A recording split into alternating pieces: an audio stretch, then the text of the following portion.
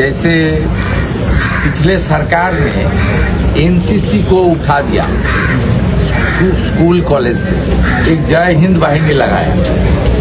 इतना घटिया सोच के देश की एनसीसी से ट्रेंड होने से एक डिसिप्लिन, एक राष्ट्रभक्त अपने स्टूडेंट लाइफ से बनने का मौका मिलता है।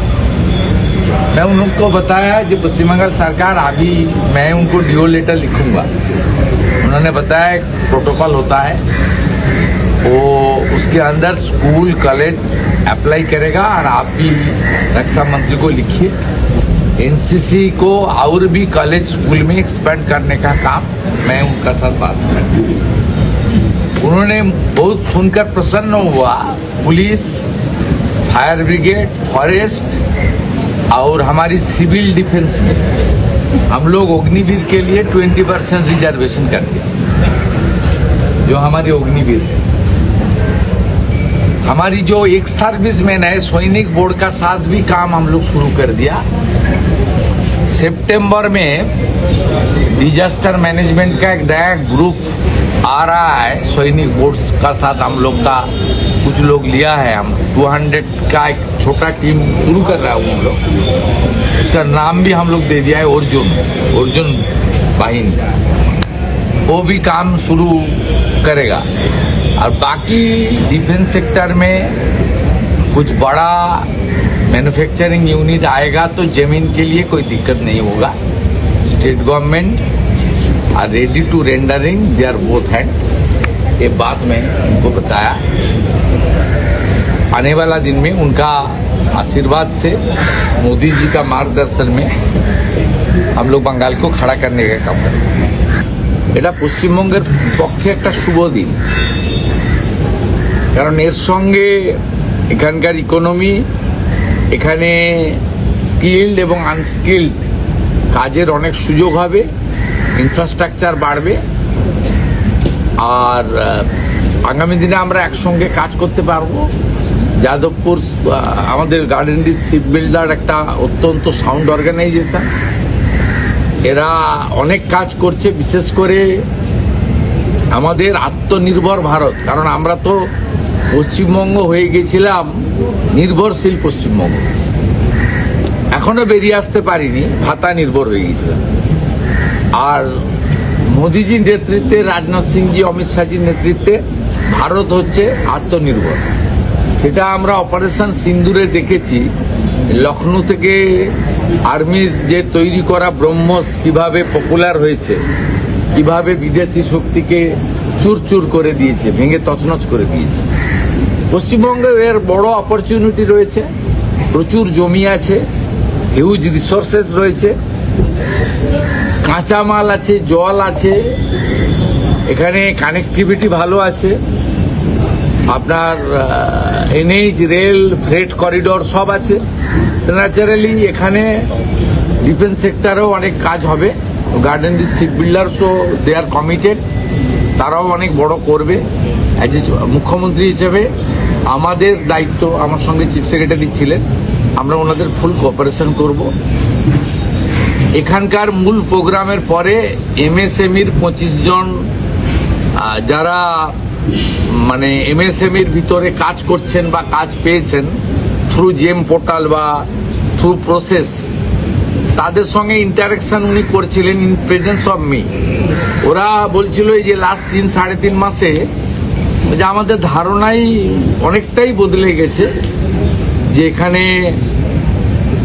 তোলাবাজি, কাটমানি, গুন্ডামি এগুলো সবই বন্ধ হয়ে গেছে। আমার কাছ থেকে লোক নিতে হবে, অন্য কাউকে ঢুকতে দেব না, এইসব যে জিনিসগুলো এখানে ছিল ব্যাড প্র্যাকটিসেস, ওগুলো অনেকটাই চলে গেছে। এবং লোকাল পুলিশকে আগে গিয়ে হাত পাততে হতো, বলতে হতো চলুন সাহায্য করবেন, গোলমাল হয়েছে। এখন পুলিশ গিয়ে খোঁজ নেয় যে ঠিকঠাক চলছে তো, অসুবিধা নেই তো। এটা আমি বলছি না, এখানে যারা এমএসএমই যারা ছিলেন তারাই মাননীয় ডিফেন্স মিনিস্টারকে বলছিলেন যে আমরা আমাদের অভিজ্ঞতা দিয়ে এই অল্প দিনের মধ্যে অনেক কিছু পরিবর্তন দেখছি।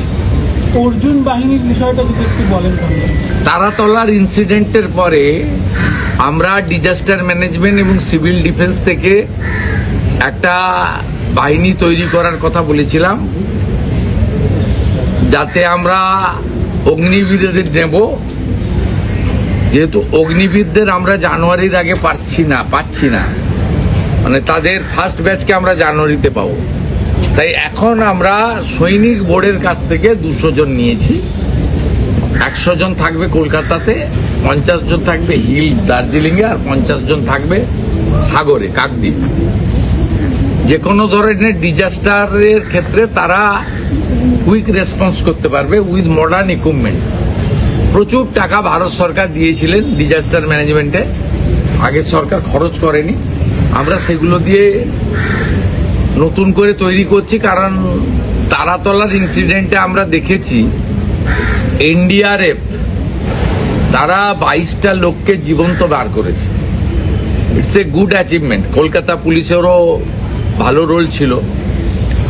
এর আগে আমফানের সময় আপনারা জানেন 3 দিন ধরে কলকাতার রাস্তায় গাছই তুলতে পারেনি। উড়িষ্যা ম্যানেজমেন্ট, যে উড়িষ্যা ওএমজি যারা, তাদেরকে এনে কলকাতাকে ক্লিয়ার করতে হয়েছে।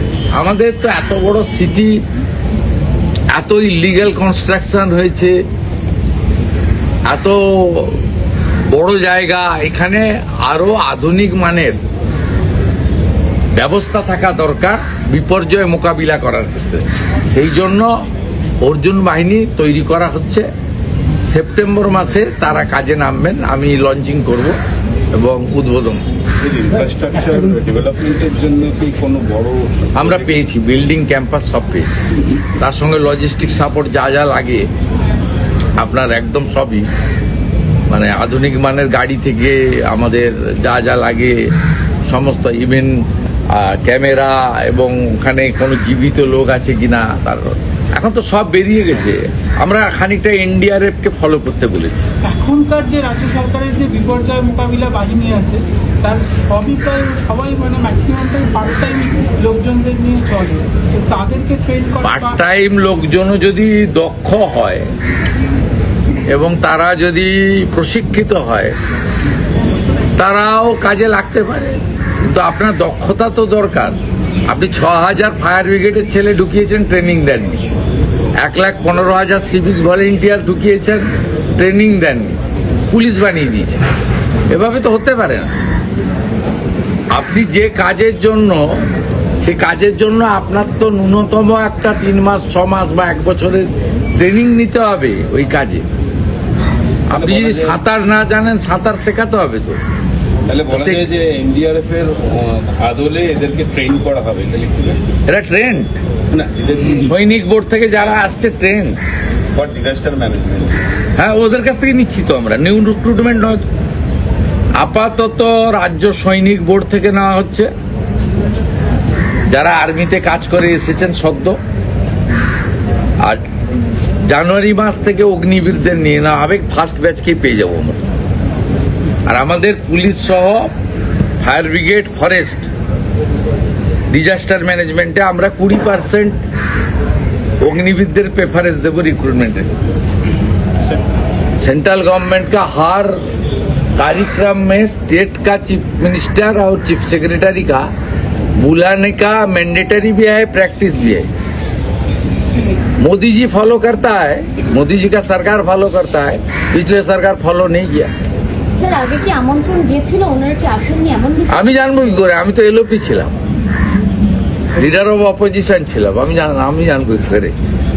কাছেই বাড়িও না, চলে যান দেখ।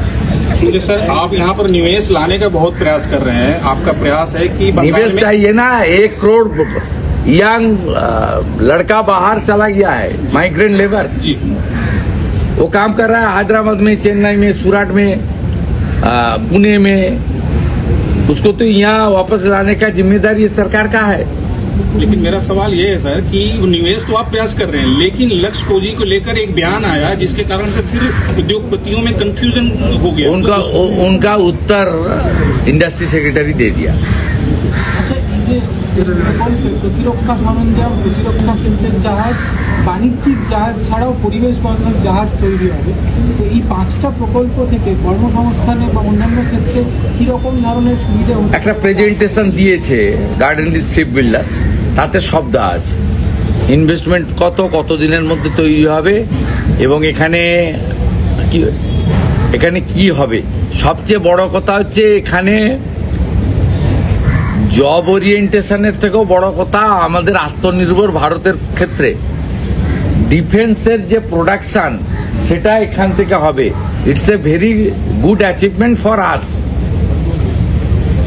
ভারত ডিফেন্স সেক্টরে এবং শিপ বিল্ডিং এর ক্ষেত্রে কিছুদিন আগে অনারেবল পিএম এর সঙ্গে আমি এসেছি।